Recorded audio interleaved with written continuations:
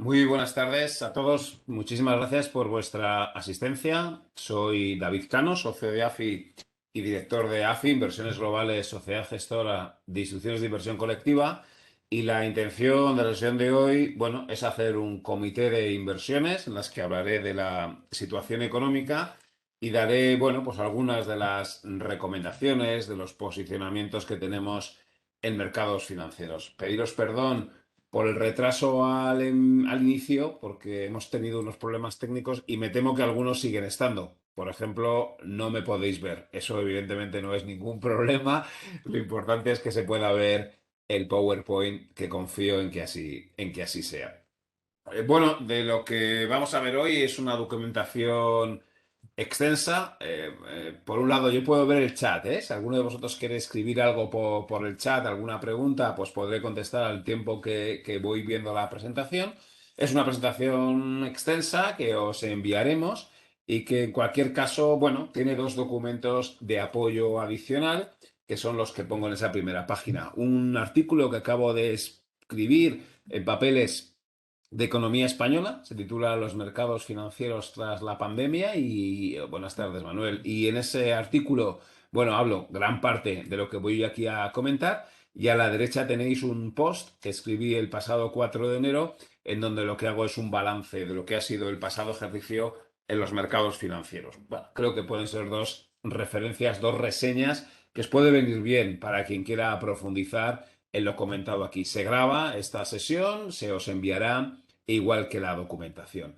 Yo creo que la primera idea que conviene señalar es que, bueno, el pasado año la economía mundial experimentó un ritmo de crecimiento superior al esperado. Es verdad que con un movimiento que fue de menos a más, perdón, de más a menos, pero al final el año se saldó con un crecimiento, bueno, pues podemos decir que robusto, aunque eso sí, diferente por economías. Ahí podéis ver la evolución del PIB desde la anterior crisis, podéis ver la crisis COVID y podéis ver la situación actual y hay un dato claro y es que la economía de Estados Unidos ha conseguido recuperar todo el PIB perdido durante la crisis, algo que no ha sucedido todavía ni en el Reino Unido, ni en Japón, ni desde luego en el área euro. Y que dentro del área euro las diferencias por países pues también son notables. Y las ha habido algo más dinámicas, como puede ser el caso de la economía francesa, y algo menos dinámica, pues como es el caso de Italia, de España, incluso de Grecia, de Portugal, economías que nos vemos más lastradas por el elevado peso, bueno, pues del turismo y un turismo que, como sabéis, pues no ha conseguido recuperar los niveles prepandemia. Pero en este balance o en este primer análisis de la economía mundial, evidentemente hay que destacar el papel de China, la economía que experimentó la caída del Producto Interior Bruto en el primer trimestre del 2020, pero que ya 3 meses después consiguió recuperarlo y como podéis ver en el gráfico azul, la situación hoy ha situado su Producto Interior Bruto en un nuevo máximo histórico. Por lo tanto, es la economía china la que presenta un mejor y un balance claramente sobresaliente respecto a lo que hemos observado en otras economías. Bueno, en el siguiente gráfico lo que tenéis es la evolución comparada, ya se ve gracias, el vídeo. En la siguiente tabla, página, lo que tenéis es esa evolución comparada de las distintas economías, como digo, bueno, por si sirve y por aquel que quiera profundizar en el análisis, que insisto, la primera idea es que la economía mundial se ha recuperado más y más rápido de lo que podíamos pensar, pero con diferencia entre economías, y eso va a explicar y va a condicionar mucho, como luego veremos, las diferentes perspectivas para la evolución de la política monetaria. Un elemento común en todos los países, sí, nos pregunta si son fiables los datos de China. En principio, sí, o si queréis, por otro lado, yo no tengo argumentos para decir que no lo sean, o si alguien cree que esos datos no son fiables, pues que nos pasara, ¿no? Los que consideran que son fiables para hacer el análisis. Tenemos que considerar que es un sí, pero evidentemente siempre existe la duda sobre esa fiabilidad de los datos económicos de China, ¿no? Bueno, lo que es un dato claro es el incremento de la deuda pública que ha estado asociado a esta crisis y bueno, y en cierto modo ese aumento de la deuda pública ha permitido que el impacto de la crisis sobre el PIB haya sido menor. Tenemos que valorar de forma positiva que esta vez la política fiscal y la política monetaria han actuado de forma tremendamente contundente y tremendamente ágil, pero es obvio que los dejan un incremento de la deuda pública y lo tenéis significativo. Y no es tan importante que haya incrementado la deuda, sino el nivel al que se ha alcanzado, y es que en todos los países, con alguna excepción, ¿no? Como es el caso de Suiza, donde el nivel de deuda sobre el PIB es de apenas un 43%, en el resto pues observamos un nivel de endeudamiento muy superior y sobre todo, como os decía, en zona de máximos históricos. Habría que irse hasta después de la Segunda Guerra Mundial para ver un nivel de endeudamiento público tan intenso como el que tenemos ahora. Y esto va a condicionar, como luego comentaré, las decisiones de política monetaria. No hay, como digo, prácticamente ninguna excepción, salvo el caso de Suiza, que es bien revelador. Como digo, no hay prácticamente ninguna excepción en ningún país que el nivel de endeudamiento sea excesivo.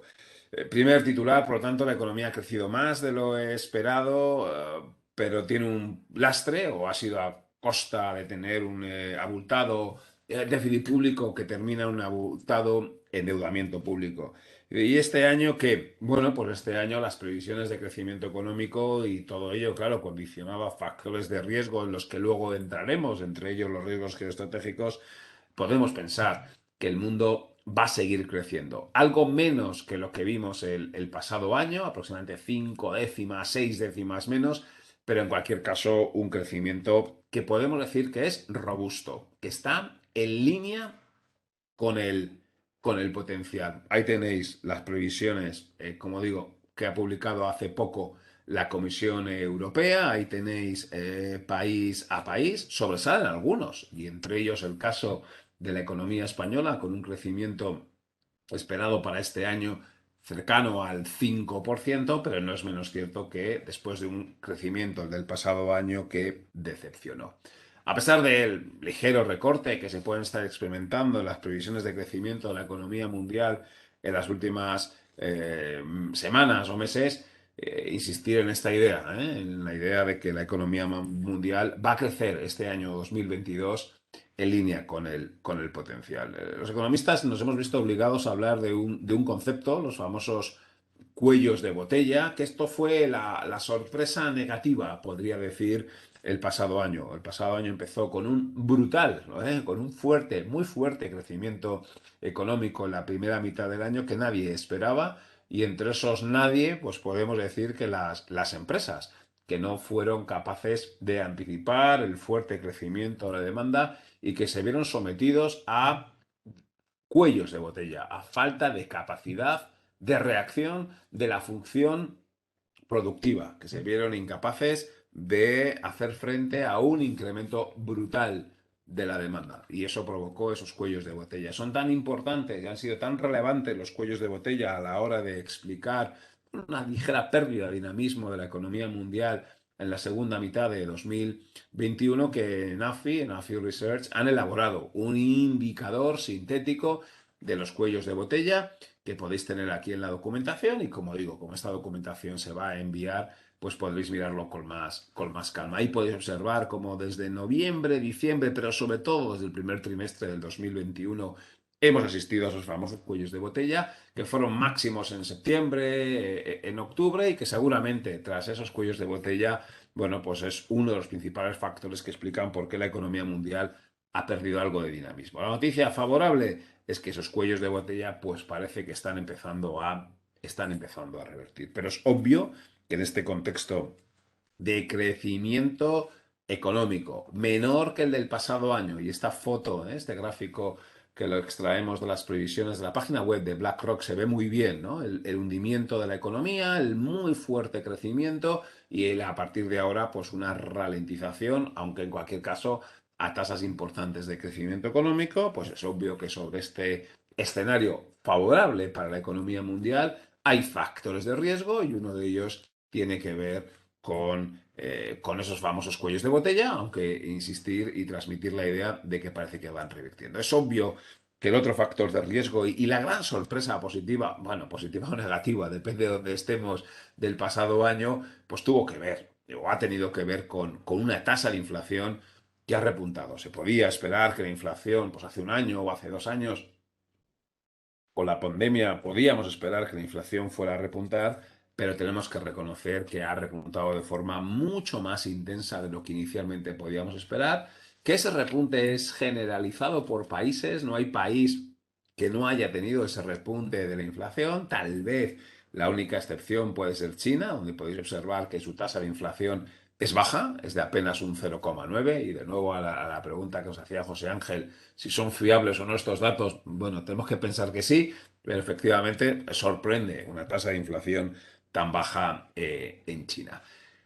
Nos ha sorprendido el repunte de la inflación, pero seguimos manejando nuestro escenario central y esto va a ser importante para luego cuando hablemos de política monetaria. Seguimos pensando que esta tasa actual de inflación debe ser un máximo del actual ciclo y que a partir de ahora asistiremos a una moderación paulatina, pero a una moderación. Y aquí insistir un aspecto que es, voy a haberlo puesto aquí el link porque acabo de escribir un artículo para Escritura Pública en donde hablo precisamente de las diferencias entre la tasa de inflación interanual y la tasa de inflación anual. Sé que son dos conceptos que pueden sonar iguales, pero no lo son.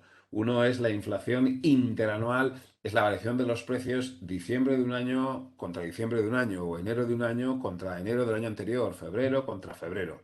Las tasas de inflación interanual ahora están en máximos y las tasas de inflación anual son las medias de las tasas interanuales a lo largo del año. Ya sé que uno intuye que la forma de medir la inflación en el 2021 ha sido la tasa interanual en diciembre contra diciembre. Pues no. Lo adecuado estadísticamente es ver las medias de las 12 variaciones interanuales. Eso es la tasa anual. Y cuando se publican previsiones de inflación y cuando se publican datos de inflación, igual que datos de crecimiento del PIB, no se cogen las tasas interanuales, sino que se utilizan las tasas anuales. Lo digo esto, pero cuando uno analiza y cuando uno ve que este año 2023, este año 2022, es que esto está mal, la inflación 2022 será superior a 2021. Sí, va a ser superior la tasa anual, pero no la tasa interanual, ¿eh? Perdonad esta parte técnica, pero pensamos que es relevante. El pasado año tuvimos toda esta variación de la tasa interanual que nos dejó una tasa media como por aquí, una tasa anual, y este año la tasa interanual va a dibujar esta senda y nos va a dejar una tasa media anual por encima de la del pasado año, a pesar de lo cual cerraremos el 2022 con una tasa interanual por debajo de la que había en diciembre del 2021. Perdonadme esta parte técnica estadística, pero creo que es riguroso y es necesario distinguir una cosa es una tasa de inflación interanual o una cosa es una tasa de variación interanual y otra es una tasa anual. La tasa anual es una media de las interanuales y es la forma correcta de medir. Más allá de este apunte estadístico, bueno, consideramos que sí, que la inflación nos ha sorprendido, pero que a partir de ahora debería moderarse. Y debería moderarse porque ahora la presión de la demanda ya no es la que existía hace un año y pico, porque ahora el efecto base de las materias primas, pues evidentemente ya no es el que teníamos hace un año, ¿no? En las siguientes tablas ahí tenéis las tasas de variación.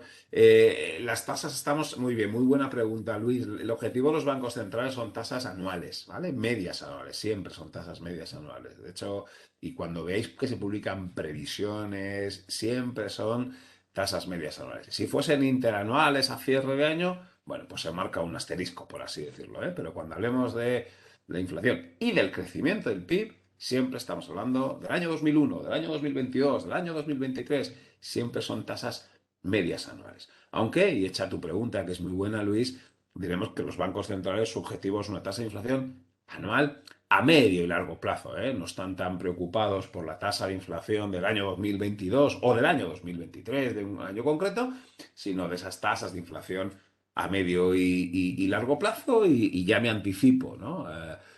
Cómo uno puede pensar que la tasa de inflación a lo largo de los próximos 10 años en el área euro, pues seguramente esté en esa zona del 2%. Pero bueno, de eso hablaremos, ¿no? La tesis es por qué las tasas de inflación se están moderando.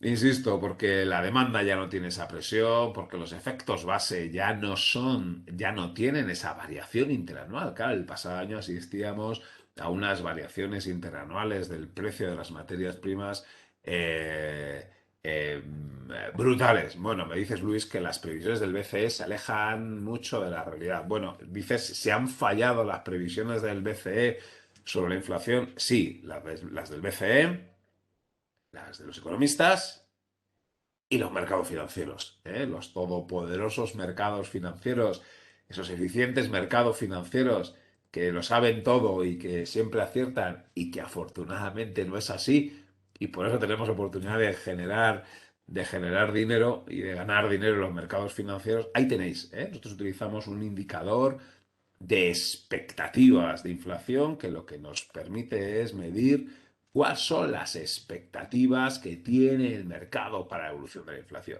Y fijaos todos, pero especialmente Luis que hacía ese comentario. Fíjate cómo hace, no lo sé, pues hace en octubre del 20 o en abril del 20, los mercados pensaban que la inflación en Alemania en los próximos 10 años iba a estar en el 0,2%, ¿no? O como, sí, en abril del 2021 pensaban que iba a estar en el 1,1. Esta es la evolución de las expectativas de inflación que tienen los mercados para Estados Unidos, para Alemania, y tenéis datos, ¿eh? A 3 años, a 5 años, a 10 años. Y mires el gráfico que mires, te darás cuenta que ha habido un repunte. Es decir, nadie esperaba que se produjera ese repunte de la inflación. Enrique, tienes razón, existe un factor de riesgo. Y aquí está, ¿eh? Es decir, nuestro escenario central es que la inflación se vaya moderando poco a poco. La tasa de inflación 2022-2023 en esa zona 1,75, 2,25 en Estados Unidos un poquito más alta, pero efectivamente, los riesgos, como muy bien dices Enrique, son al alza. Por eso que llamamos los economistas efectos de segunda ronda. Se pueden trasladar a los salarios y eso puede provocar una mayor inflación. Ese efecto de segunda ronda, esa espiral inflación-salarios, evidentemente es un factor de riesgo que junto con los cuellos de botella los podríamos meter dentro de estos factores de oferta y fijaos como aquí todavía lo hemos puesto en rojo. Por lo tanto, a ese escenario central e insistir de una inflación mucho más alta de lo que podía esperar los bancos centrales, los analistas y los mercados financieros, todos hemos fallado. Pensar que ahora se va a moderar tiene sentido y que el factor de riesgo es al alza por componentes de la oferta o, como muy bien señala Enrique, por el riesgo de una espiral inflación-salarios. Vía materias primas, hombre, ahí entendemos que es más difícil, ¿no? Que tengamos una sorpresa y el efecto base, pero es obvio que todavía puede tener una presión al alza las materias primas. Y aquí, bueno, nosotros en nuestras carteras evidentemente tenemos alguna posición en materias primas, en la documentación os iré señalando algunos de los productos que tenemos. Ahí es, un ETF de materias primas, que replica un índice del conjunto de las materias primas y evidentemente es un producto que este año lleva un 11%, es un producto que en los últimos 3 años lleva un 36%, que en el 2021 subió un 39%, ¿no? Por lo tanto, una doble vertiente. Uno, en un comité de inversiones, esto es un activo que podríais comprar si en vuestras carteras queréis meter materias primas, si queréis, porque pensáis que van a seguir subiendo las materias primas, y dos, como economista o como analista, entender que ha habido detrás de la inflación un brutal encarecimiento de las materias primas. Ya eso he hablado de las expectativas de inflación, de nuevo, de un indicador que utilizamos los economistas para ver qué es lo que están descontando los mercados. Aquí queda claro la sorpresa también al alza de la inflación para los mercados financieros. Típicos análisis, en los que no voy a entrar por falta de tiempo, pero son correlaciones históricas entre la tasa de inflación actual y las expectativas. Y fijaos qué cosa más curiosa, a pesar de que la tasa de inflación actual está en zona de máximos históricos, las expectativas no. Y esto es un punto de divergencia muy relevante.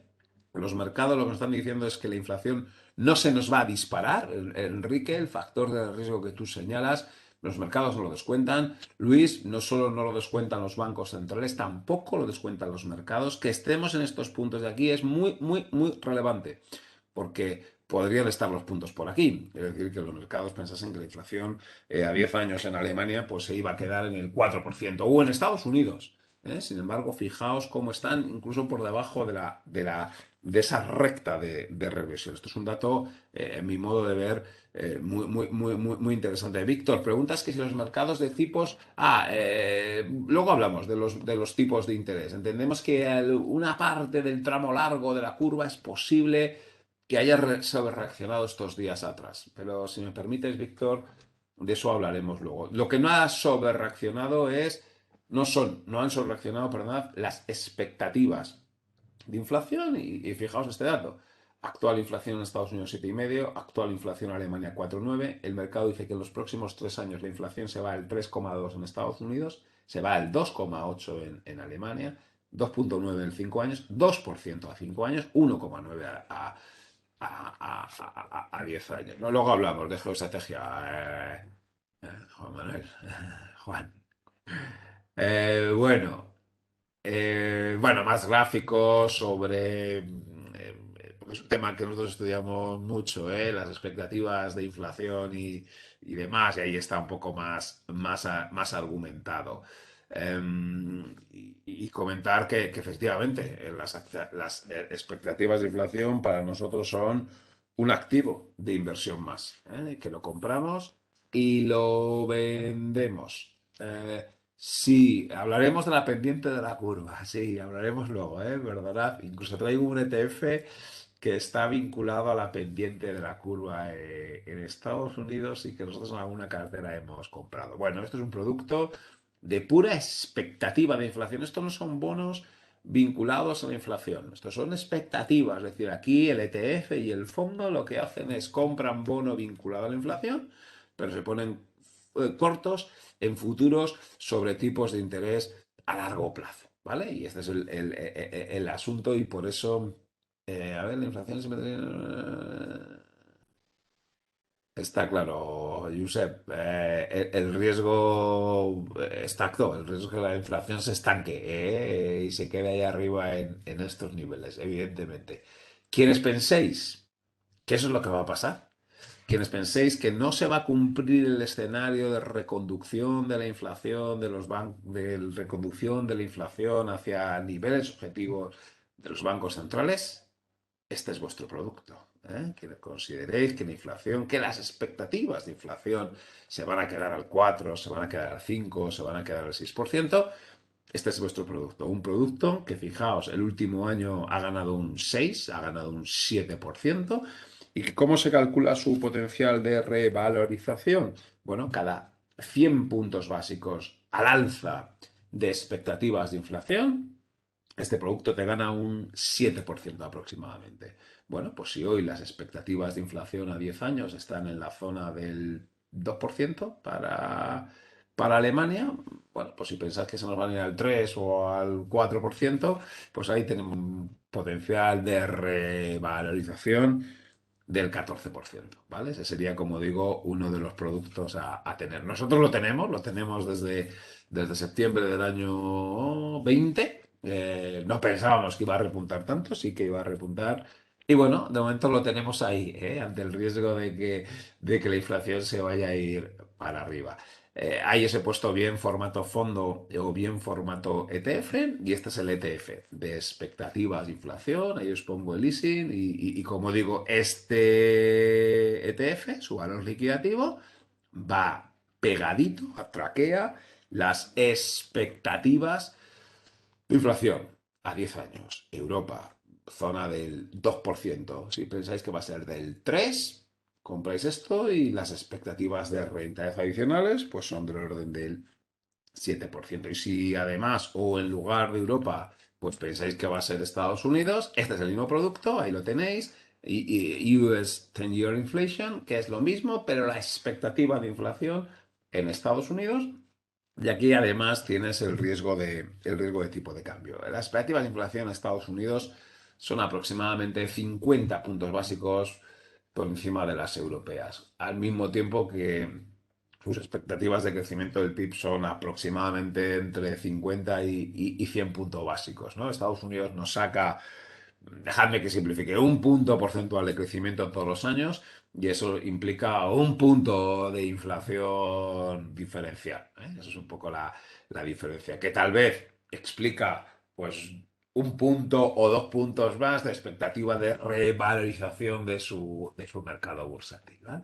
Bueno, de esto luego hablaremos. Déjame solo una pincelada, ya que estamos hablando de materias primas. Bueno, la recuperación reciente de los metales preciosos, después de un pasado año que decepcionaron, bueno, tampoco es que con subidas del 3% del oro esté siendo algo espectacular. Sí está siendo mucho más intenso en el caso del paladio, pero no es menos cierto que es que el pasado año cayeron, ¿no? Bueno, los metales preciosos es obvio que nosotros entendemos que siempre es un activo, un refugio que hay que tener. Es verdad que cada vez tiene un poco menos de apoyo porque, bueno, y esto no lo sé, es algo sobre lo que nosotros estamos dando vueltas, pues parece que las criptodivisas, ¿verdad? Están asumiendo un poco ese papel ante los que temen la inflación, ante los que temen el colapso del sistema. Si antes compraban oro, bueno, pues parece que hoy el oro ya no les convence y que están buscando más criptodivisas, ¿no? Bueno, esto no se puede demostrar hoy todavía, pero sí podríamos decir que las criptodivisas están condicionando y están lastrando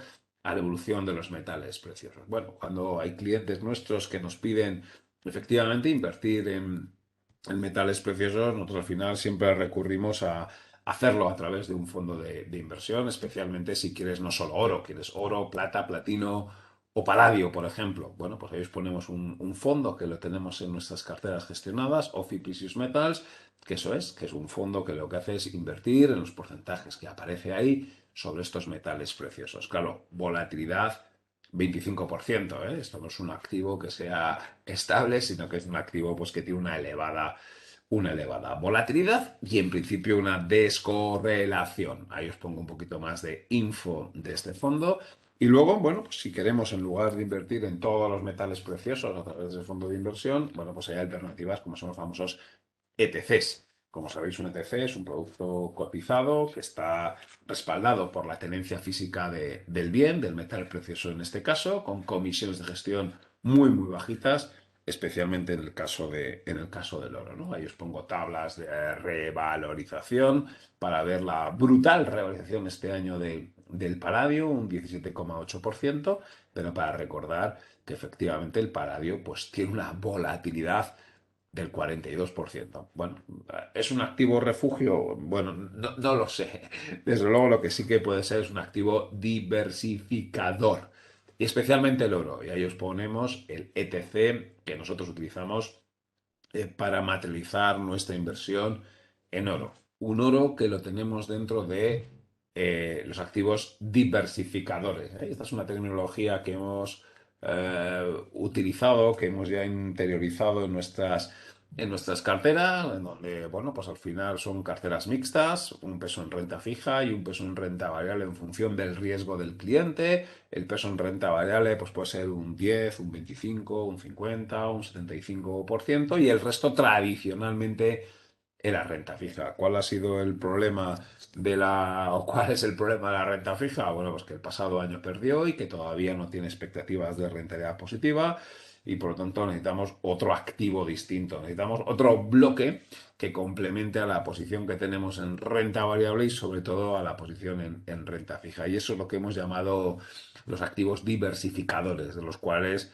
pues a lo largo de este comité hablaré y efectivamente ahí están las materias primas en general o ahí están los metales preciosos en particular, ¿no? Luego hablaré algunos de los activos diversificadores adicionales. Es obvio que este año el gran riesgo, uno de los grandes riesgos para la gestión de carteras es las subidas de tipos de interés de los bancos centrales, que al final no dejan de ser más que la confirmación de un ciclo económico superior a lo que podíamos esperar hace 2 años, con una inflación más alta que la que podíamos esperar hace 2 años y confiemos, bueno, pues la eliminación ya definitiva, ¿eh? Y crucemos los dedos de, del COVID. Ya está habiendo subidas de tipos de interés, incluso desde diciembre del 2020, ya a finales de hace 2 años empezamos a ver subidas de tipos de interés y empezamos a observar que esas subidas pues tienen cierta, bueno, pues cierta importancia. Pero no es menos cierto que en esas subidas pues se echan en falta algunos bancos centrales relevantes, como el BCE, como el Banco de Japón, como el Banco de Suiza, y de momento, aunque parece que es cuestión de días solo, la Reserva Federal de Estados Unidos, ¿no? En general, como digo, es obvio que tenemos que esperar año de subida de tipos, con alguna excepción, y ya me adelanto, nosotros pensamos que el BCE no va a subir los tipos de interés, y algún otro, como el caso, bueno, el Banco de Japón y el Banco de Suiza, y algún otro, como el que tenéis ahí, China, pues bajando los tipos de interés, ¿no? En general, en las economías emergentes se está produciendo esa subida. Bueno, yo creo que hoy aportamos poco cuando decimos que la Fed va a subir tipos en el próximo mes de marzo. Sabéis que ha ido materializando, ¿no? Y esto también pues, pasará a la historia. Ha ido materializando el tapering, ha ido materializando esa reducción paulatina del volumen de compras. No es la primera vez en la historia que lo hace. Cuando uno analiza la evolución del tamaño de su balance, pues ve que ya lo hizo entre el 2014 y el 2015. Es una reducción paulatina del volumen de compras. Aquí tenéis la historia del tamaño del balance de la Reserva Federal de Estados Unidos. El tapering sigue aumentando, pero cada vez a menos ritmo. Y no es, o no sería, o no va a ser la primera vez que reduzca el balance, ya que también lo hizo entre el año 2018 y el año 2019, porque el dinero no es como la energía. El dinero se crea y el dinero también se destruye. Y es obvio que tras este ingente volumen de inyección de liquidez de la Reserva Federal asociada a la COVID-19, pues seguramente no se va a conformar con el tapering, con la finalización del volumen de compras, sino que resulta razonable pensar que la Fed va a entrar en una nueva etapa en la que va a reducir el tamaño de su balance. Y esto, sin ninguna duda, es el gran reto por delante, ¿eh? No tanto la subida de tipos de interés, sino, bueno, pues cuando la Reserva Federal empiece a eliminar toda esa liquidez que inyectó asociada al COVID. Y resulta razonable, ¿eh? Si las medidas se tomaron para, de manera extraordinaria ante la crisis económica tan brutal, si esta crisis económica ha terminado, pues resulta razonable pensar que tengan que reducir este volumen del balance. Y eso es un poco el gran reto que tenemos por delante. Las subidas de tipos de interés, bueno, se producirán, pero parece que esas subidas de tipos de interés no nos van a llevar a aquellos niveles que teníamos, bueno, pues en el año, no sé, pues 2000 o 2005, cuando una economía creciendo al 2,5 con la inflación al 2,5, pues implicaba tener tipos del 4, ¿no? Sí, don José, vamos a pasar la documentación, ¿eh? Sí, sí. Mm. Entonces, bueno, pues como decía, ¿no? Tipos al 2,5 de la Reserva Federal de Estados Unidos son tipos bajos. Es decir, en el próximo lustro podemos pensar que los bancos centrales, aunque van a endurecer su política monetaria, la política monetaria va a seguir siendo expansiva con tipos de interés reales positivos, negativos, con los tipos nominales por debajo de la inflación. Eso en Estados Unidos, pero más todavía en Europa. Y en Europa, bueno, hay divergencias en la visión de la política monetaria. Es verdad que Lagarde nos sorprendió el otro día con su cambio de discurso. Eh, bueno, no es menos cierto que dentro del seno, del Banco Central Europeo sigue habiendo miembros, entre ellos el gobernador del Banco de España, que para nada es tan tensionador, que más bien es dovish, que más bien sigue manejando un discurso que yo evidentemente em, comparto. Yo creo que no hay que tener ninguna prisa, desde luego, en endurecer la política monetaria. Es verdad que el BCE ha creado 3,9 billones de euros en esta crisis, en apenas 24 meses, que ha destinado a la economía en dos formas. 1,6 billones de euros mediante inyección de liquidez a las entidades crediticias, 2,3 millones mediante la compra de activos de renta fija, que ha tenido dos grandes componentes.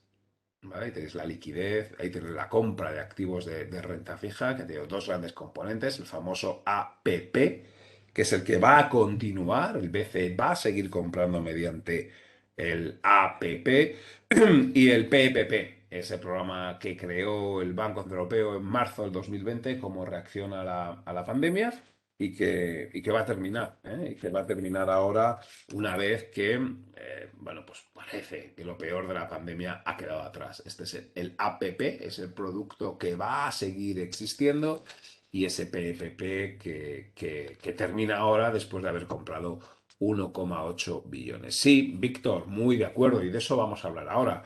Los bancos centrales están tremendamente, bueno, no sé si tranquilos. No va mal este nivel de inflación, pero ahora contesto, ¿eh? Déjame solo por terminar la documentación, ahora voy ahí. Simplemente este esquema, y ahí tienes un artículo que escribí justo en abril del 2020 que me pidió mi gran amigo Ángel Gómez de Ágreda. Escribí sobre cuál podía ser el papel del Banco Central Europeo para la transmisión de los estímulos de política monetaria y bueno, ha resultado acertado ese esquema de transmisión vía bancos que han podido dar crédito a la economía real. Esta vez sí, los bancos han dado crédito, esta vez no ha habido una restricción crediticia como hubo en la anterior crisis.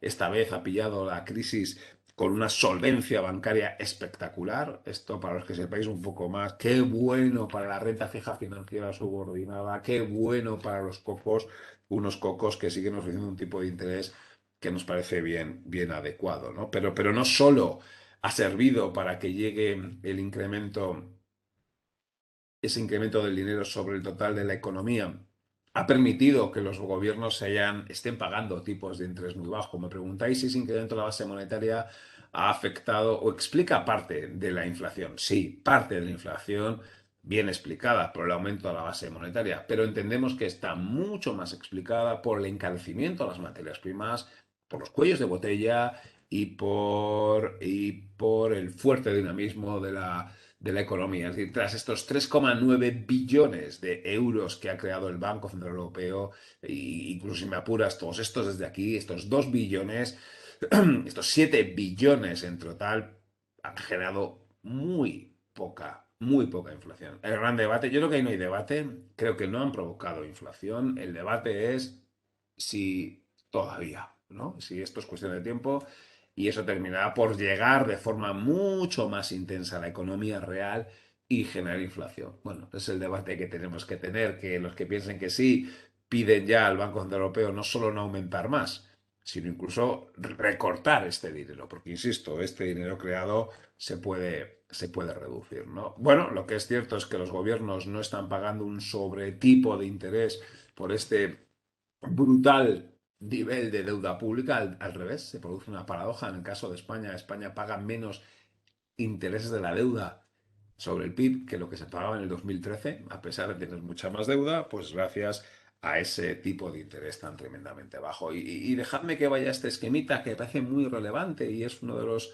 temas que preguntaba Víctor, ¿no? Históricamente los bancos centrales han puesto unos tipos de interés libre de riesgo por encima de lo que correspondería a la inflación. El Banco Central Europeo siempre ha estado preocupado, los bancos centrales, por preservar la capacidad adquisitiva del ahorro, poniendo tipos de interés nominales por encima de la inflación y el ahorrador vivía tranquilo con su depósito que le pagaba más que la inflación. Eso empieza a cambiar desde el 2016. Los gobiernos se preocupan más por el crecimiento económico y así va a seguir estando. Sí, José Ángel, muy buena pregunta. La facilidad crediticia ha estado apoyada evidentemente por el Estado. Aquí está puesto, ¿no? Al final los bancos han concedido crédito gracias a la liquidez del Banco Central, 1,6 billones, gracias a su nivel de solvencia, evidentemente, y gracias al aval de los Estados. Eh, no me cabe ninguna duda. Ahora, ¿que hubiese sido mejor no hacerlo? Bueno, esto es el debate que podemos eternizarnos y estar durante un montón de horas, ¿eh? Yo pienso que en esta ocasión hemos hecho muy bien salvando un montón de compañías. Que hemos salvado compañías y algunas no se lo merecían porque son zombies, bueno, pero seguramente otras muchas sí se lo merecían, ¿eh? Es un debate que mezcla la economía Bueno, pues con la opinión personal, sí, sí, o con las emociones, ¿no? Por desgracia no tengo mucho más tiempo para entrar en estos detalles, pero es obvio que se ha puesto todo en la misma dirección. Evitar una crisis económica. ¿A qué precio? Deuda. ¿Cómo vamos a pagar la deuda? Con inflación. ¿Quién es el que paga esa? ¿Quién es el que sale perjudicado de esa inflación? El ahorrador. ¿Qué tiene que hacer el ahorrador?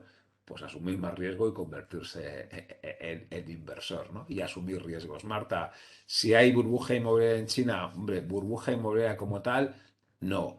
Una pérdida de dinamismo del mercado inmobiliario, sí. Riesgos, evidentemente sí. ¿Eh? Y China, luego lo vemos, está perdiendo ritmo de crecimiento económico de forma clara, porque ya no puede mantener ritmos de avance del 8% y porque tiene que arreglar un problema inmobiliario que no sé si llamaría burbuja, insisto, ¿eh? Pero sí como, bueno, pues un factor limitante para el crecimiento económico. Es verdad, el BCE está planteándose, ¿verdad?, la incorporación, la inclusión del precio de la vivienda en los IPCs, según alguna estimación que se ha realizado y nosotros mismos, estaríamos hablando de entre 2 y 3 décimas más de inflación, ¿eh? No, no parece ser, por lo tanto, el gran factor de riesgo o un factor diferencial sobre la evolución de la inflación, ¿no?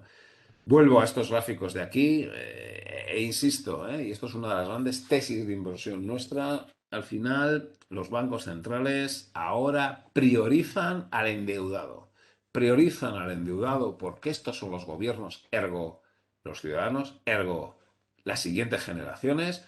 Los gobiernos han puesto toda la carne en el asador para, el, para tratar de evitar una crisis económica, para tratar de evitar un daño estructural sobre la economía de una decisión que fue salvar la salud.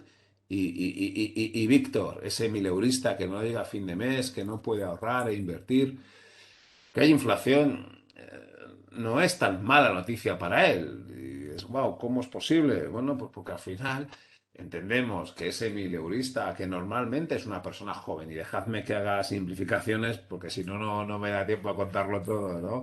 Al final estaréis de acuerdo conmigo en que la estrategia sanitaria que se ha impuesto, y seguramente yo hubiera hecho lo mismo si hubiera sido una autoridad, había que salvar la salud, especialmente de las personas mayores, se paró la economía, eso nos ha costado en el caso de España una pérdida del PIB del 10%, eso son 100.000 millones de euros. Lo que ha hecho los estados, lo que ha hecho el Estado español es endeudarse por ese volumen de 100.000 millones de euros para evitar que haya un daño en la economía. Bien, nos hemos endeudado para salvar la salud y dejadme que simplifique, especialmente de las personas mayores, que son las grandes ahorradoras. El billón de euros que hay en liquidez en España está en mayor medida en manos de los ahorradores, que en media son gente que tiene más de 50 años. No tiene ningún sentido que ahora que tenemos una inflación del 5 o del 6%, el Banco Central Europeo suba los tipos de interés, porque si sube los tipos de interés, esos mileuristas que en media son la gente joven, van a tener que pagar más interés por la deuda, porque esa deuda la van a heredar ellos. Esa deuda va a pasar de la gente de 60 años a la gente de 30 años. No tendría ningún sentido. No, no, no. Al revés. Lo que tiene que pasar ahora es que si hay una inflación del 5%, es una forma, y le preguntaba a alguien antes, no me acuerdo quién, es una forma para que le favorezca el pago de la deuda a los gobiernos. Es lo mejor que puedes hacer para que ese mileurista no herede una deuda enorme. Yo sé que esto se puede, es tremendamente debatible, ¿eh? Hoy sé que estoy dando ahí una serie bueno, pues de frases o de ideas que sé que son debatibles y sobre las que podríamos discutir en otro momento del tiempo. Pero los bancos centrales lo tienen súper claro. Los bancos centrales lo que dicen es, priorizo el crecimiento económico, lo siento, pero ya no defiendo al ahorrador, defiendo en mayor medida a las siguientes generaciones, que son las que van a tener que pagar esta deuda y que además van a tener que gastarse todavía más dinero en descarbonizar la economía, en tratar de paliar los efectos de cambio climático. Bueno, pues la política monetaria ha cambiado de orientación, del ahorrador al endeudado. Y ese ahorrador, si quiere cubrirse de la inflación, no le va a quedar más remedio que asumir riesgos, no le está quedando más remedio que convertirse en inversor. No, don José. Usted no le llamo mayor en ningún caso. No.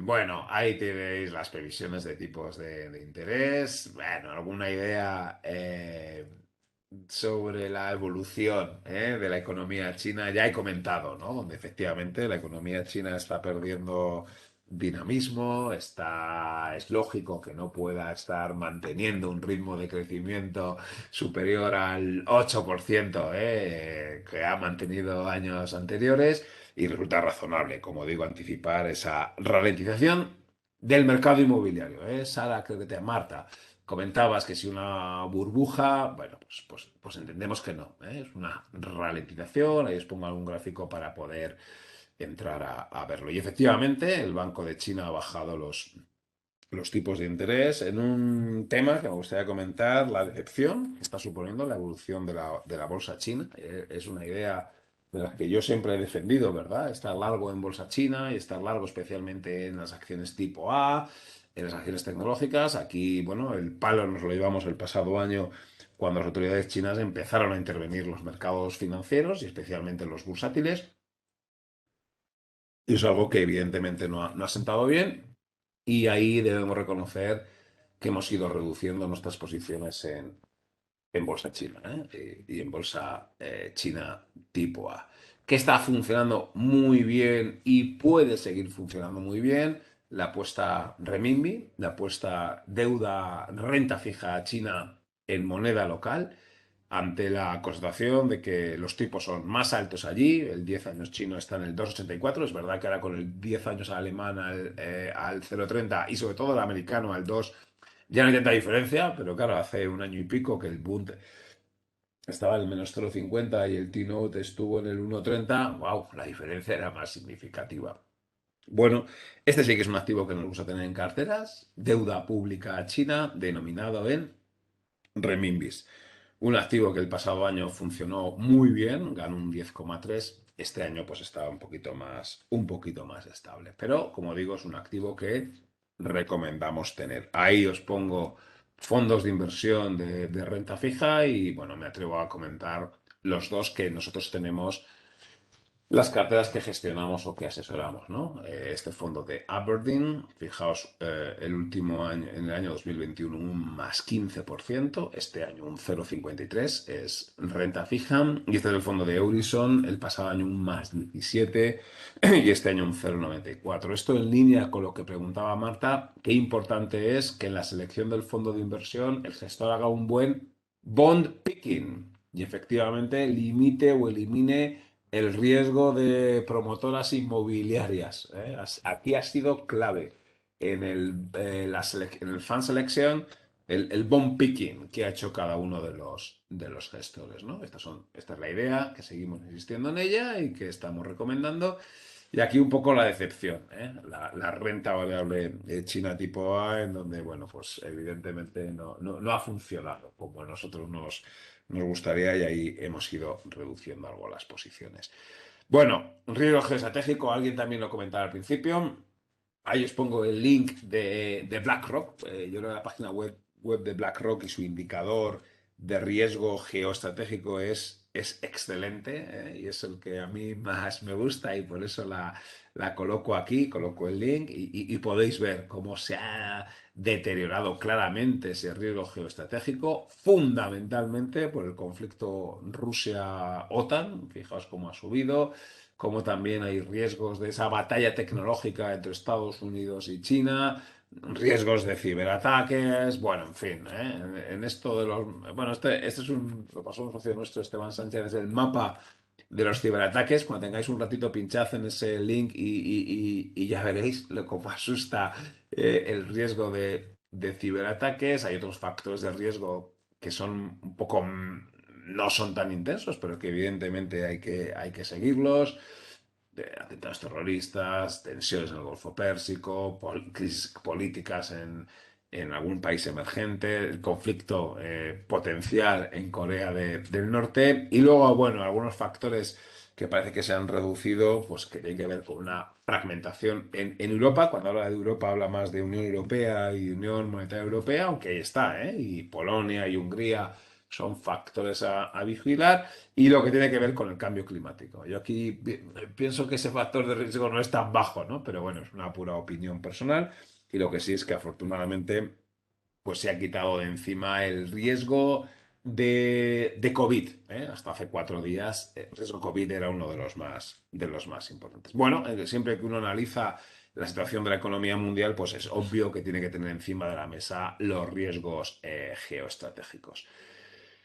Bueno, otro factor que me gustaría llamar la atención es que la volatilidad implícita en esa simetría especular entre bolsas y volatilidad implícita sigue ahí, y que hemos asistido a un repunte de la volatilidad implícita, y eso me sirve para recuperar una de las cosas que a mí más me gusta contar en las clases del curso de gestión de carteras, y es la volatilidad en la gestión de carteras, ¿no? Uno, como un activo de inversión. Dos, cómo lo utilizamos para medir el asset allocation y para medir la asignación estratégica de activos.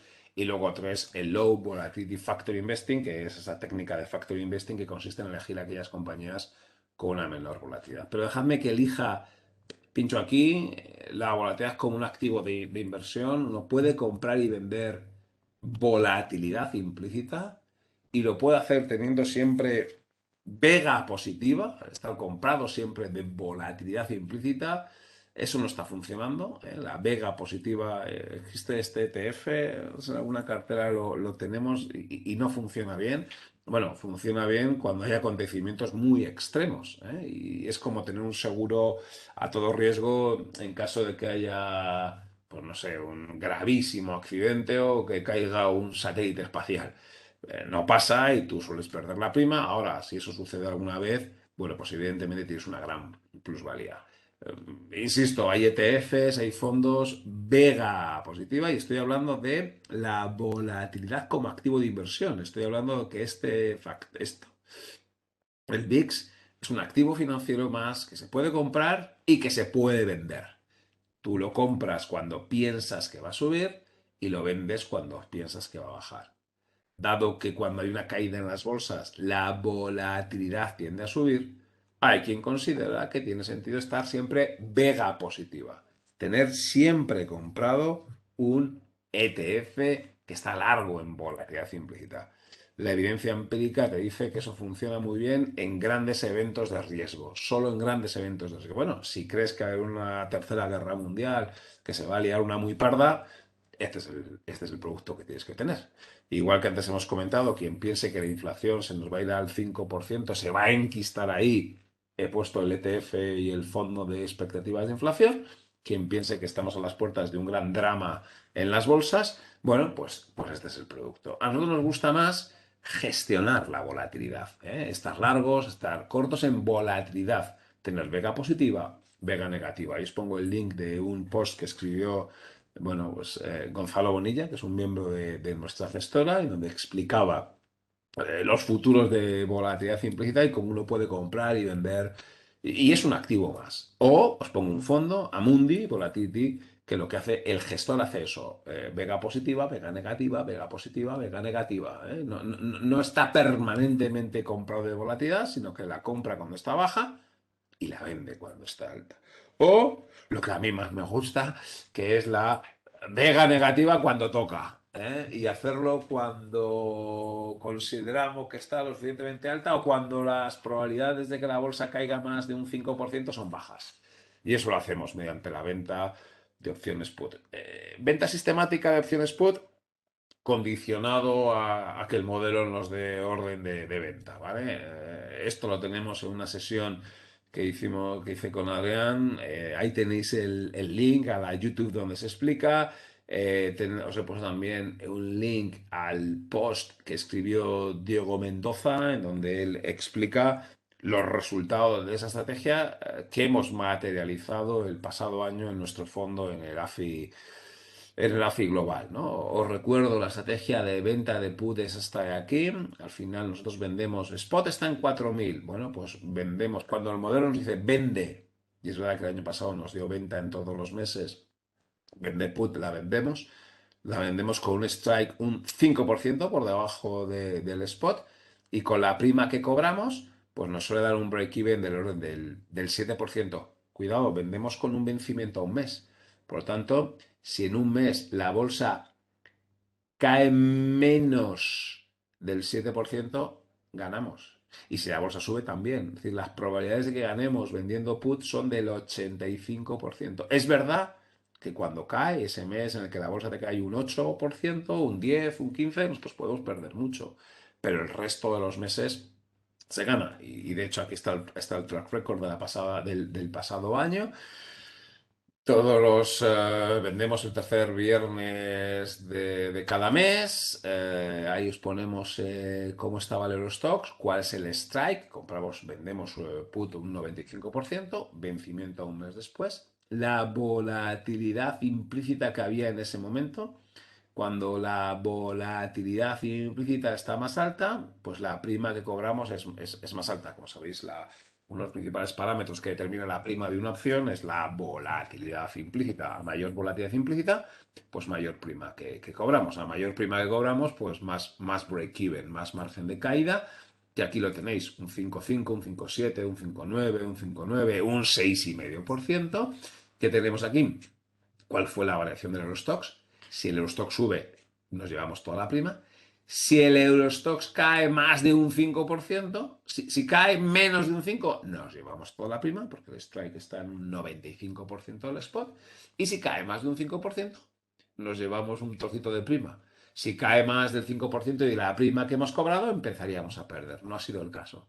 El pasado año, solo este caso de aquí, el Eurostoxx cayó un 5,5%, pero aún así nos quedaba un poquito de prima, ¿no? Con lo cual, bueno, pues esto es una estrategia que, como digo, nos gusta, la tenemos bien contrastada, la tenemos bien explicada en estos posts y en este vídeo y que nos gusta. Y me parecía interesante comentar esto. O sea que es un poco técnico, pero en un contexto de spike de volatilidad, de clúster de volatilidad, de aumento de volatilidad como en el que estamos ahora y en el que podría pasar este año, es muy interesante utilizar la volatilidad como un activo de inversión. E insisto, no nos gusta tanto estar vega siempre positiva. Nos gusta estar vega positiva, vega negativa y sobre todo nos gusta estar vega negativa de forma sistemática mediante venta de opciones put, ¿vale? Es una estrategia que te puede generar del orden de una TAE, del orden del 8% con un 85% de probabilidad. Es verdad que si el mercado te cae más de un 5, un 6, un 7, pues evidentemente se puede perder y en principio se puede perder mucho si la bolsa te cae un 20%, ¿no? Bueno, este año no está siendo bueno en los mercados financieros.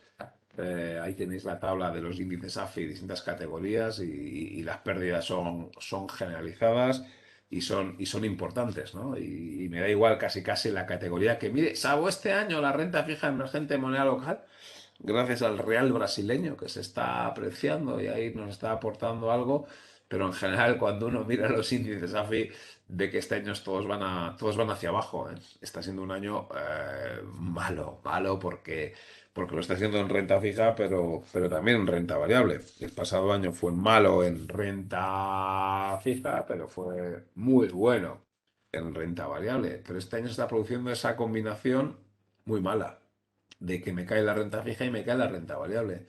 De tal forma que las carteras globales están yéndose hacia el -2 sigma. Aquí tenéis cada línea es un año, la evolución del índice AFI de gestión global, una cartera con un peso en bolsa del 50%. El año pasado fue muy bueno, estuvo por encima. Esta es la media, ese es el rango de +/- sigma y ese es el rango de +/- 2 sigmas al final del año. Claro, fijaos, el pasado año fue muy bueno y fijaos lo mal que vamos este año. Es verdad que puede ir mucho peor y que este fue el año 2020, el COVID, este de aquí fue el año 2008, este fue el 2002, este fue el 2018, pero vamos, de momento el arranque del año está siendo malo en las carteras mixtas. Peor proporcionalmente en la renta fija mixta euro, donde el peso en renta fija es mayor que el peso en renta variable. Y fijaos, el arranque tan nefasto. ¿Por qué? Pues porque en renta fija el arranque está siendo el peor año. Esto es renta fija corto, el que tenéis ahí, pero más adelante tenemos renta... Ahí se me ha quedado esto tostado. Vaya, ¿verdad? Se me ha quedado... Bueno, mientras lo va pensando, aquí. Ups. ¿Veis? Renta fija largo, el peor arranque de la historia. Esto es súper importante contárselo a los clientes, porque no, el peor arranque del año de la historia en renta fija largo. Y dices, bueno, están subiendo los tipos, pero ¿será porque la bolsa está subiendo? No. Es verdad que no es ni de lejos el peor arranque del año de la historia en renta variable. A ver, que es que esto se me está ralentizando. Aquí. No es el peor. Pero claro, si tengo uno gravísimo en renta fija y no me aporta la renta variable, pues la combinación me sale mal. Sobre todo en las carteras renta fija mixto euro, donde el peso de la renta fija es superior a las carteras renta variable mixta, donde sobrepondera la exposición a renta variable. A ver, esto se me está quedando colgado. Aquí está.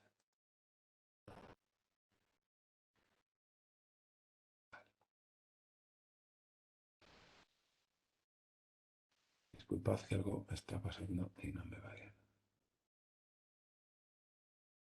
Vale.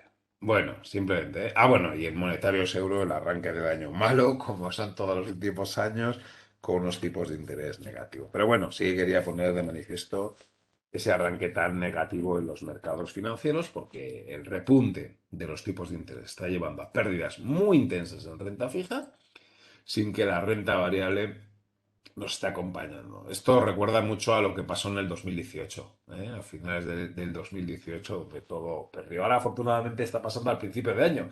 Y esto es behavioral finance, pero es relevante. No es lo mismo que pasa al final de año que al principio, ¿eh? Y esto en mis conversaciones con los clientes y en los comités sí se nota. No sé, como que si pasa al principio de año piensas que tienes margen para poder recuperarlo a lo largo del año, ¿no? Bueno, lo iremos viendo, pero efectivamente ese arranque muy negativo, porque es negativo el arranque en renta variable.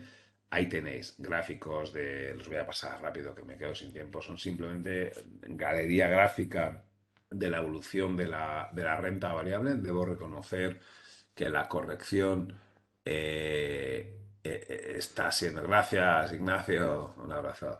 La corrección en renta variable está siendo mucho más intensa de lo que uno podía pensar y además con algún elemento que es sorprendente y es que está teniendo una excelente evolución relativa, pues el famoso value, ¿no? Unos sectores, la banca, la energía, lo cíclico, que después de unos años con un comportamiento relativo súper negativo, bueno, pues ahora han conseguido sumarse a esa revalorización. Y eso es un poco lo que salva a la bolsa europea, que por primera vez en muchísimo tiempo está mostrando un mejor comportamiento relativo que la bolsa americana, o a nuestro IBEX, que después de muchos años haciéndolo mucho peor, bueno, ahora salva un poco los muebles, tampoco es que sea un performance brutal, pero bueno, caer solo un 2,6% del año contra un -15 del Nasdaq no está mal. Y bueno, hay que frotarse los ojos, pero ahí ves un CaixaBank subiendo un 31%, un Santander un 11%, un Repsol otro 11%, Telefónica un 10% en el conjunto del año, ¿no? Bueno, pues está viendo esa rotación de growth a value que nos está sorprendiendo a todos. ¿Qué quiero comentar aquí en la renta variable? Bueno, pues que el pasado año fue muy bueno en bolsas, con esa subida del 15%, pero con un crecimiento de los beneficios que fue espectacular, ¿eh? Ahí lo tenéis, el pasado año los BPAs crecieron el 50%. Esto sí que es un máximo histórico. Es verdad que en el 20 habían caído, pero habían caído un 14%.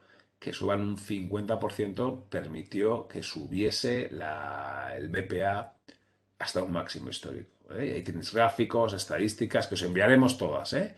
Para que las podáis ver del crecimiento del BPA que hubo en el 21 y del que va a haber en este 2022. Claro, las tasas de crecimiento del BPA este año son muchísimo más modestas. Estamos hablando de tasas de avance del 5%. Si me permite la expresión, casi casi este año nos conformamos con consolidar el excelente año pasado en términos de BPA. Claro, y uno puede decir, wow, pues con unas bolsas que su BPA va a crecer apenas un 5%, el potencial de revalorización de la renta variable pues seguramente no sea muy intenso. Bueno, pues efectivamente. ¿Qué tiene a su favor la renta variable?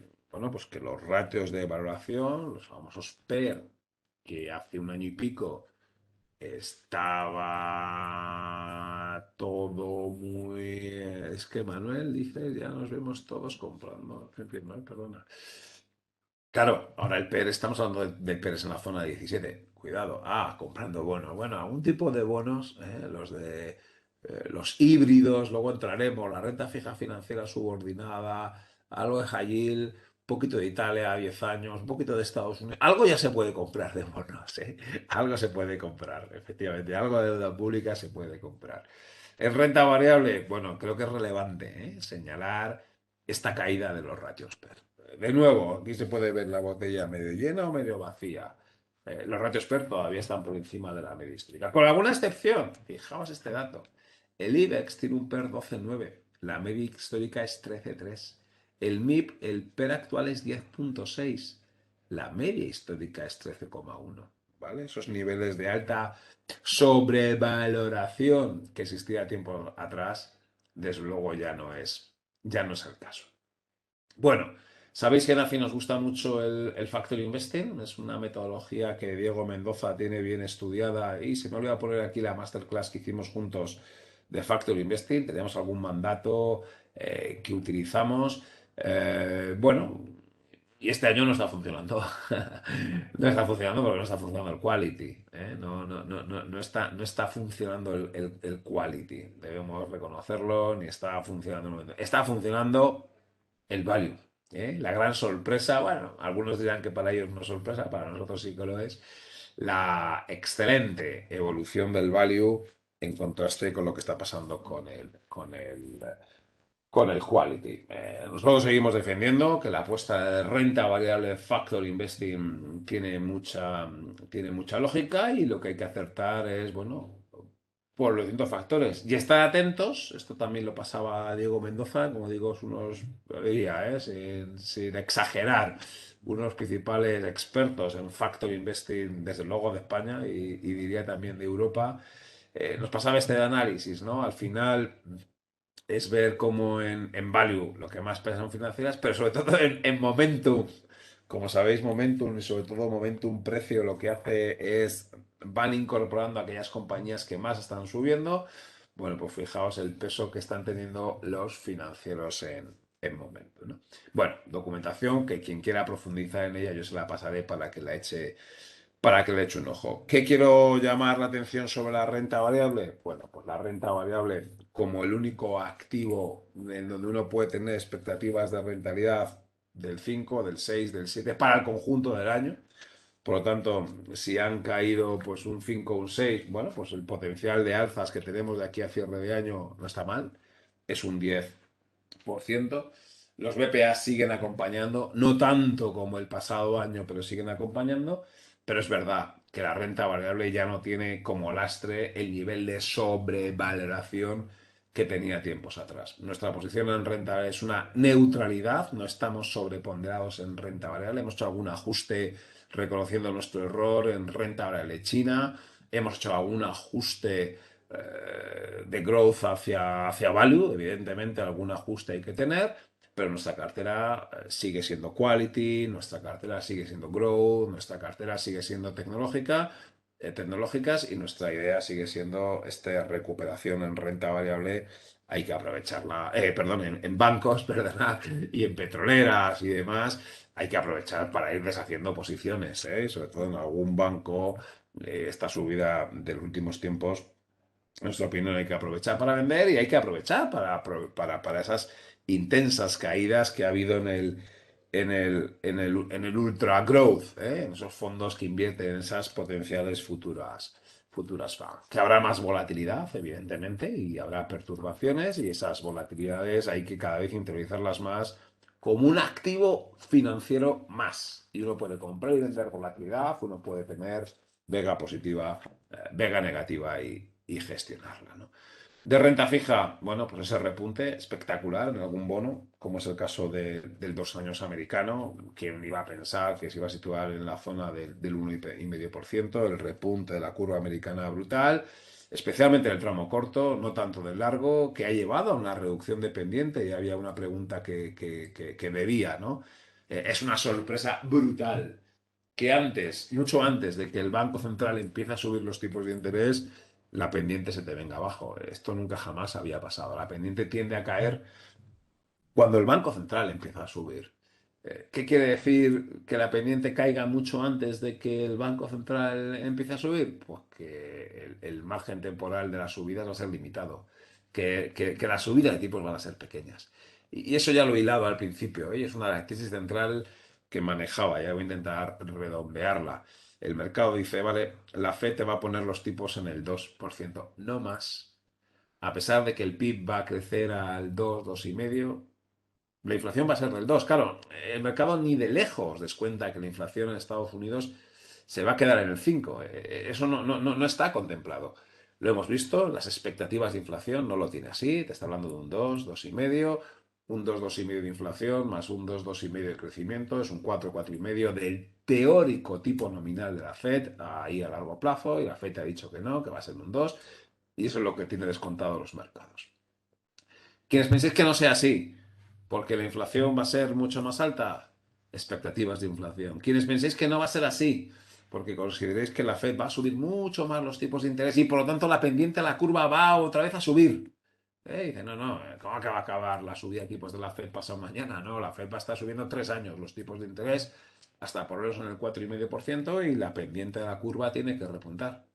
Este es el ETF, ¿vale? Os traigo ideas, por si alguno, eso es, considera que está viendo movimientos o que el mercado no tiene bien descontados ciertos movimientos, bien sea expectativas de inflación, bien sea a nivel de llegada de tipos de la Fed o bien sea pendiente de la curva. Como veis, en ETFs hay de todo, ¿eh? Y uno puede comprar ETFs sobre la pendiente de la curva y me permitís que avance, y evidentemente uno puede comprar ponerse corto en futuro sobre el Bund. Uno puede apostar a que los tipos de interés van a subir, es decir, aquellos que piensen que la inflación va a ser más alta, aquellos que piensen que el BCE va a subir los tipos de interés, aquellos que no compartan conmigo la idea de que los bancos centrales ahora van a priorizar el crecimiento, sino que van a priorizar la inflación y se van a poner mucho más agresivos y los tipos se van a ir al 3, 4%, pues este es su producto.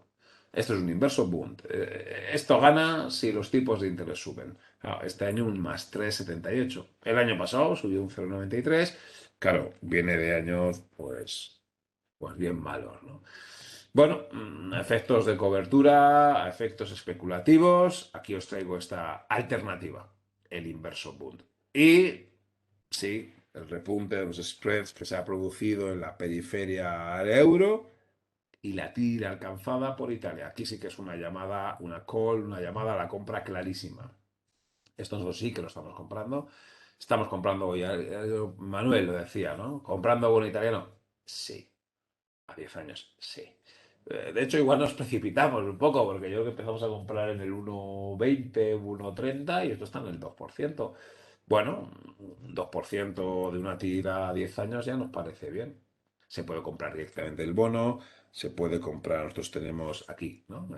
Tenemos un ETF o de nuevo un fondo de Eurison. Claro, este año esto está perdiendo un 6%, el año pasado perdió un 3%, este año está perdiendo un 5%, el año pasado perdió un 4%, es decir, estamos asumiendo pérdidas del 10%, que es lo que tiene un repunte de 150 puntos básicos. Con una duración 7 u 8, pues esa es la pérdida. Bueno, entendemos que toda esta corrección es aprovechable, ¿eh? Y en renta fija, la pregunta que hacía Manuel es un sí, y estamos comprando fundamentalmente deuda pública italiana. O incluso, y esta mañana hemos intentado comprar y a ver si se puede hacer o no, porque claro, no hay tantísima liquidez, es Grecia. Grecia a 10 años, ¿eh? Grecia a 10 años se está pagando un 2,56, pagaba un 0,53 a mediados de agosto, el repunte está siendo importante y esto es un activo que consideramos que hay que comprar.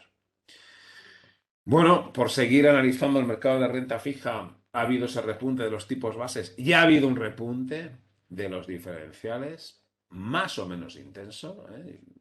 No está mal, o menos el repunte de spreads que tuvimos con la crisis COVID, pero no está mal, ¿eh? Es un repunte que una vez más también está asociado con un repunte de la volatilidad y que está provocando, ya lo he comentado, el peor inicio de la historia en la renta fija. Y el típico fondo de renta fija a corto plazo o renta fija a medio plazo, así tranquilito, pues un menos 3,5. Si me permitís la simplificación, en el arranque del año un menos 3,5 en renta fija. Y digo, ostras, o sea, así sin calentar, menos 3,5.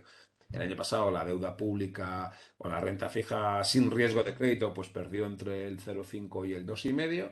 El riesgo de crédito ganó un 4. Bueno, pues este año todo está perdiendo un 3,5%. ¿Eh? Y las pérdidas acumuladas en muchos fondos de renta fija en los últimos 12 meses son incluso muy importantes. ¿Eh? Estamos teniendo un sell-off, una corrección en renta fija espectacular por repunte de los tipos base y de los spreads. Y de nuevo, hoy tengo cositas un poco así diferentes. Quien piense que los spreads van a continuar subiendo, bueno, pues ahí le traigo un ETF inverso de diferenciales de renta fija privada. Fijaos lo que está haciendo este ETF en el año, ganando un 3,19. ¿De qué está viendo beneficiado? Pues beneficiado de todo este repunte de los diferenciales. Quienes piensen que por el repunte de la inflación el Banco Central Europeo va a acabar con los programas de compra de bonos, especialmente el CSPP, con el compra renta fija privada, quien piense que van a ampliarse los spreads, pues este es su ETF. Pues es un ETF inverso de diferenciales. ¿Eh? Y este más 3,19 de este año, pues uno puede pensar, si cree que los spreads van a seguir repuntando, que van a continuar ampliando. Y es la imagen simétrica de inversa de un ETF de renta fija privada. Fijaos, aquí tenéis, son la cara y la cruz. El de arriba, el short, está corto en renta fija privada y el de abajo está largo. Ahí tenéis, este año un menos 3,5 o un más 3,2. El peor arranque de la historia en renta fija privada, el mejor arranque de la historia en inverso de spreads. Y allá cada uno que se posicione en uno de los lados. Pero en uno de los lados hay que posicionarse. En los dos si te quieres cubrir. Riesgo de crédito, ya he comentado, el pasado año fue bueno, se ganó entre un 2 y un 4% y este año pues también correcciones. Esto es un activo que nos gusta, dentro de la renta fija y a lo que decía Manuel de comprar bonos, pues estamos comprando bonos, ¿eh? Fijaos, todos los híbridos corporativos, que este año están perdiendo un 3, un 4%, igual que en los últimos 12 meses entendemos que los tipos actuales pues son atractivos. Y ahí ponemos un fondo de renta fija híbrida corporativa que nos parece adecuado. Recordad que estos son bonos emitidos por compañías GAO de inversión, pero los bonos son subordinados, son híbridos, se pueden convertir en acciones en caso de que haya un problema de solvencia del emisor, ¿no? Y lo que más nos gusta y lo que a mí más me gusta es la renta fija financiera subordinada. El año pasado fue muy bueno, con alzas del 4 o del 5%, pero claro, este año estamos sufriendo, con pérdidas del 3%. Se pierde en un año lo que ya se ganó el pasado. ¿Por qué? Bueno, pues por el repunte de los diferenciales, el repunte de las tires, que lleva a la TIR del coco a la zona del 4,5-5%. Claro, estábamos en la zona del 4, pues una subida de 100 puntos básicos por una cosa con duración 5, pues ahí tienes el menos 5, ¿no? Esto lo contamos en clase, cómo se calcula la variación instantánea del precio, pues menos variación de la TIR por la duración modificada. Y ahí tenemos esa caída. La parte buena es que son tipos de interés que están bien, que son adecuados y que además no hay un problema de solvencia bancaria. Y esto es un argumento que siempre hemos manejado y que lo seguimos manejando. Yo diría que nuestra principal posición en renta fija es la financiera subordinada, que le hemos metido dividendos corporativos, que ahora le estamos metiendo deuda pública italiana a 10 años, pero este activo nos sigue gustando. Y nos gusta más que la renta variable de bancos. Como ya he comentado antes, es verdad que la renta variable de bancos está cerrando parte del underperformance que tuvo a tiempos atrás, pero como digo, todavía los cocos baten claramente a la renta variable bancaria y seguimos pensando que así va a ser. Para los que quieran comprar renta variable de bancos, bueno, yo creo que no hace falta vía fondos, ¿no? Porque uno puede comprar las acciones. Pero bueno, si queréis vía fondos, ahí os ponemos algunos de los fondos de renta variable financieros. Y en estos 5 minutillos que me quedan por ajustarme al tiempo, una última pincelada en el mercado de divisas. El año pasado el euro se nos depreció. Eso nos vino muy bien en la gestión de carteras, claro, carteras diversificadas internacionalmente. El año pasado fue bueno en muchas cosas. La bolsa subió mucho, muy por encima de lo que se podía pensar. O si queréis, aunque la deuda pública restó, la renta fija con riesgo aportó, la deuda pública sin riesgo, la renta fija sin riesgo restó 1 punto. La renta fija con riesgo aportó 4 o 3. La renta variable aportó más 15. Y además, la divisa aportó más 8. No, todo fue a favor. Eso es lo que pongo en este post inicial. Este año se nos complica. Porque ni la renta variable va a aportar tanto, ni la divisa, el euro seguramente no va a aportar vía una depreciación. La renta fija pública seguramente siga lastrando, con la única excepción tal vez a partir de ahora de Italia. Y en renta fija privada con riesgo tal vez no se pueda esperar tanta rentabilidad como el pasado año. Es verdad que el euro debería de apreciarse y debería apreciarse fundamentalmente contra el dólar. El dólar está sobrevaloradísimo.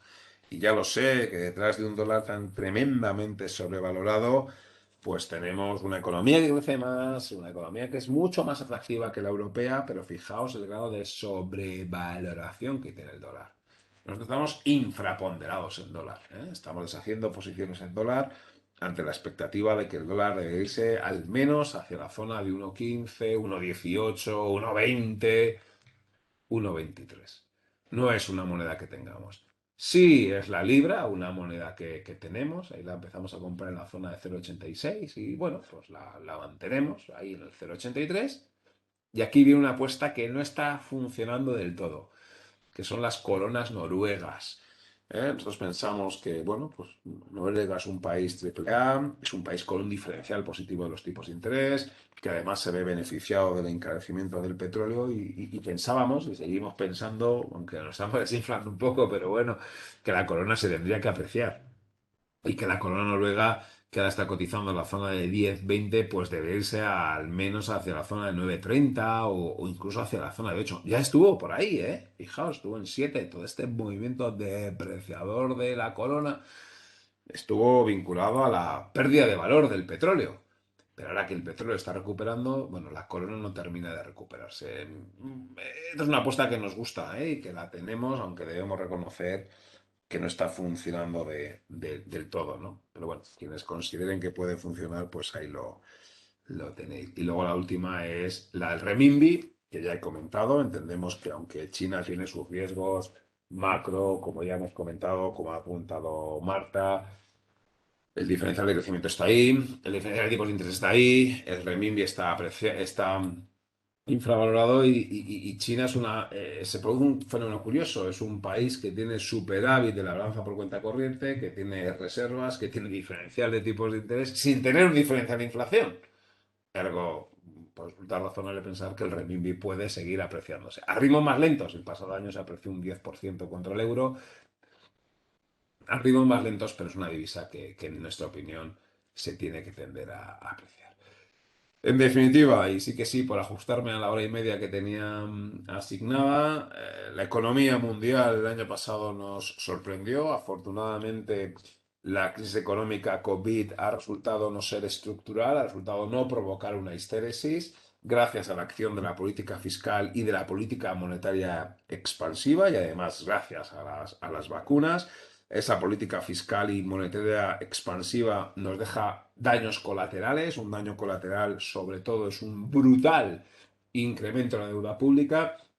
Y hay un daño colateral no tan vinculado a la política monetaria expansiva, que es una inflación más alta en el próximo lustro que en la pasada década. pero sin que estén significativamente alejados de los objetivos de los bancos centrales. El debate es cómo debe reaccionar un banco central que se enfrenta a una tasa de crecimiento en línea con el potencial y un objetivo y una inflación en línea con su objetivo.